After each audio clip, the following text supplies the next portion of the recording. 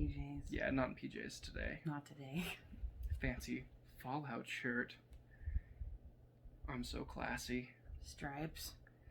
That's classier. Happy Thanksgiving. That's today when we're recording it is Thanksgiving. They won't see it till next week.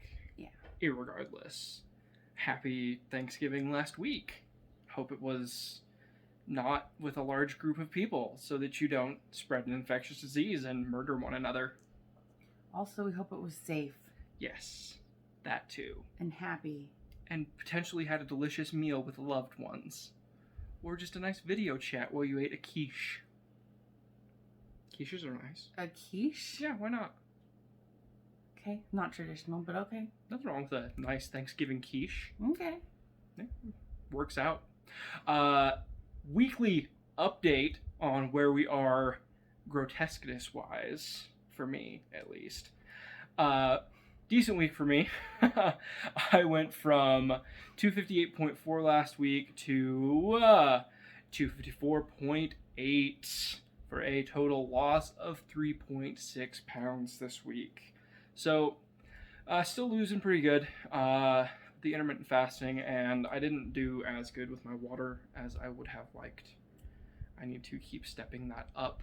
I'm getting closer to that 128 or 124 ounces that I'm supposed to be hitting every day. That's a lot of water. It's a lot of water. I gotta be drinking like all the It time. was way harder than I thought it was going to be. Yeah, we'll get there though. An improvement. Let's hope so. Yeah. What about you? Well, we'll just say it was not the biggest loser this week. In fact, I wasn't a loser at all. That's okay. I was 314.6, and today I was 314.8. So close. So I gained just a little bit. Which honestly, for having it be your birthday and Thanksgiving and all of that stuff. I did say I was going to cheat. Yeah. And So, I did. not that big of a deal.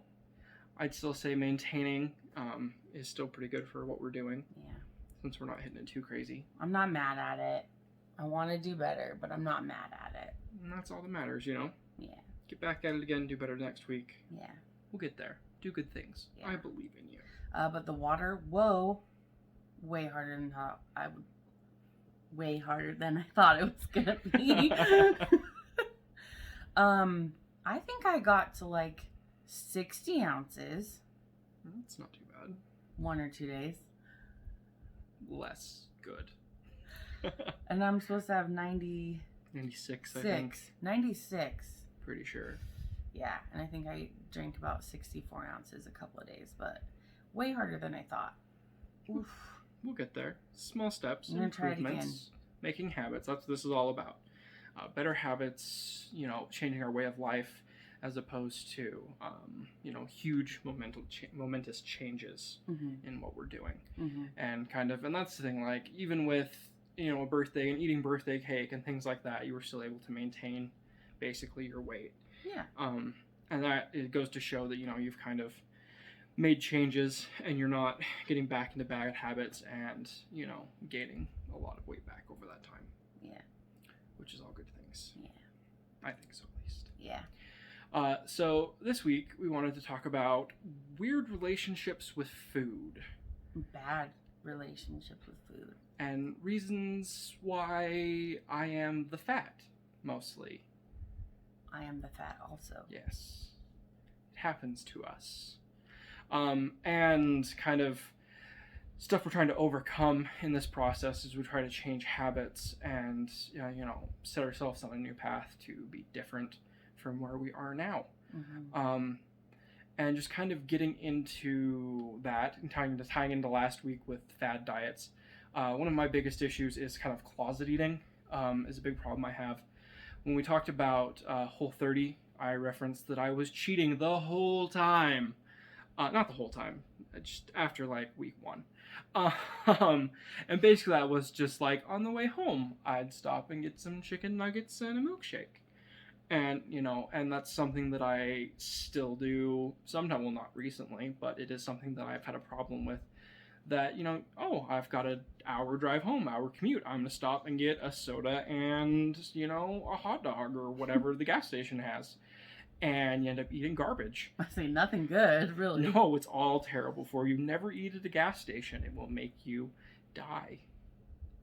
Literally. Maybe not die. No, literally. Heart disease. Well, okay. It's now only the number 4 cause of death in the United States this year. Thanks, COVID. It bumped it out to number 3. Okay. But yeah, that's a big issue I have, is just kind of hiding that I'm eating all the time, which does kind of go back to, probably a weird relationship I've had with food since I was a kid. So let me ask you this. Mm-hmm. What do you do with all your fast food garbage? I leave it in the car or throw it away before I come home. There's a dumpster outside. You will never see it. It's all gone. I've seen it sometimes. I know. It's because I don't always throw it all away immediately. You get busted. Yeah, I know. Candy bars. Everywhere. Wrappers. Let's see. One for me is stress eating. I think this happens to a lot of people, so I don't think it's unique in any way. But I stress eat a ton. More so than stress eating, though, I eat as like a pick-me-up or to make myself feel better. Even though I know that it doesn't actually make me feel better in the end. It makes me feel worse and fatter and sadder. Immediate gratification's a heck of a thing. Yeah, that's what I'm looking for. If I'm down in the dumps, I'm looking for something sweet because it tastes good, and that's all I care about in the moment. And, I think a lot of people do that. Yeah, I found that stress eating is something that I really do as well. It really hit me back when I was in college. I'd have a chemistry test, and it would make me want to cry. So I would eat a pint of ice cream or 3. Before or after? After, when I was convinced that I'd failed it. You'd go home and be like, oh, I'm a failure and I'm the sad. So I need to eat all of the ice cream. So that's like coping too then? Yeah, in a way. And yeah. Coping. You're worrying about the results. And then just, anxiety and life in general, just the world is kind of on fire a little bit. And I find myself coping with that by ordering a pizza and eating the whole thing in shame at 10 o'clock at night over the sink in sadness. Over the sink? Why? It's, just a metaphor. Oh, okay. It's usually on the couch over there. Over there? Yeah. Okay. Why did you get over the sink? Because it's sadder. It's weird. That's the point. Okay. But yeah, that's just one of the issues that I've had, just using food as a way to kind of distract myself or get that little endorphin rush out of other things, like, oh, I am having a bad day, so I'm going to order $25 worth of Chinese food and eat it all because, greasy food brings joy to my heart and also cholesterol right to it. Cholesterol to your heart. Yeah. Yeah. Okay, gotcha. I'm on board. It's a good meal if you can hear it clogging your arteries. That's how you know. Ew. Got to be able to hear it just kind of squelching through there. Ew. Yeah. Stop. Every beat thicker and thicker. Anyways. The other one I had was, because he mentioned that you're looking for like a quick endorphin, I tend to, instead of finding something to reward myself that would not be a massive amount of calories, sometimes I reward myself with food, and that food tends to be very high in calories, usually sweets, cookies, cakes, ice cream, they're all the best. Cheesecake. Oh, I love a cheesecake. Cheesecake's so good. That's the problem. But yeah, I tend to reward myself with food when I really should work on finding some type of reward that, doesn't make me chubbier. Same. Touching on to my weird overall relationship with food that I've had my entire life. So I grew up as the fat kid. I was everybody's fat friend. I was the fat kid in the neighborhood, and that's honestly kind of influenced my relationship that I've had with food my entire life. And some examples that I can really think of that is, activities where there are food with groups of people. People are always paying attention to how much the fat kid is eating. Oh, has everyone had enough before the fat kid goes back for more? Oh, we need to make sure that, you aren't eating too much because we need to make sure everybody else has enough because we know you, of all people, are going to, just sit there shoveling into your gullet like a pig when, it's something that I've been conscious of since I was like 6. Well, and I wonder if that's really the case or if it's more in your head. I don't know, maybe. Because do you worry about what other people are eating, whether they're fat or skinny? No, but have multiple memories of people in authority specifically singling me out and calling me out for my eating habits, even though, other people are doing the same or worse than what I'm doing. I mean, sorry if you're listening. I still remember when I was like 14 at a scout activity, we were eating hot dogs and I was going for my second hot dog and Spencer was on like his 5th hot dog and you got all huffy with me and had to make sure and ask everybody that they'd had enough hot dogs before the fat kid got another hot dog. Like, stuff like that has stuck with me for, 15 years. Authority figures calling me out for my eating habits, and it's really always made me very self-conscious to this day about eating in front of people. If I am at a work meeting and there's food, I'm always very self-conscious about what I'm eating and what I'm taking. Is there enough? Should I even take any? Is there enough for everybody? Can I have any? Is that okay? And I don't know if I'm ever going to be able to get past that, honestly. It's just kind of burned into me since I was a little kid, just because I was the fat kid and everybody paid attention to what I was eating. Which makes sense why you closet eat. Yeah, because you gotta hide it so they don't judge you for it. But you don't have to closet eat from me. I do, because of my deep-seated shame. But I will never judge you for it. Oh, that's good. But then I judge myself. Don't judge yourself either. Issues with my brain. Well, I love you. I love you too. My last one is kind of on the same subject, but to a much lesser degree. I kind of feel bad even following up with this. It's like not even a big deal, I guess, but sorry about my childhood trauma. I was chubby as a kid too, but it was up and down.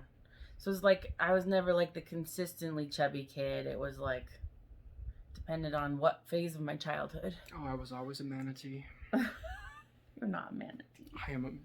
I'm a baby manatee by myself now. I remember sitting in the freaking front room watching a bear documentary, and they were checking the weight of the bear cubs.